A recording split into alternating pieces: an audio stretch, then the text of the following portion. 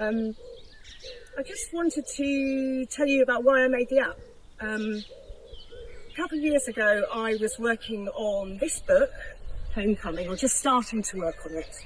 And it's a guided journal to lead you back to nature. And the idea behind it is to harness the power of reflective writing, because the studies into nature connectedness show that if you learn to notice nature and then you write down what you see and that becomes a habit, it boosts your nature connectedness in ways that are measurable and lasting.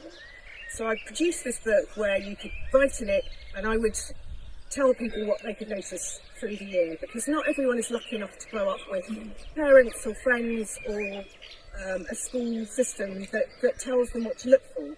And if you don't have that, nature can just be a weird green backdrop that isn't differentiated at all.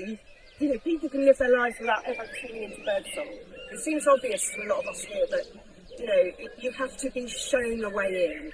So that's what I wanted to do with the book. But as I was writing it, I realised that what was really tricky was getting the timings of things right, telling people what they could look out for and when, because the timings of things can vary by, you know, over a month across the British Isles. They can vary from year to year, and lots of species don't live in every place.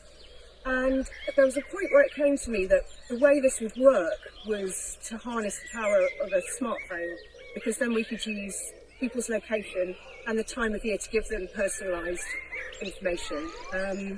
And love them or loathe them, smartphones are the most democratic form of information dissemination that we've got. And with all of the naivety of someone who's just made a podcast for the first time, I thought, well, maybe I'll have a crack at that.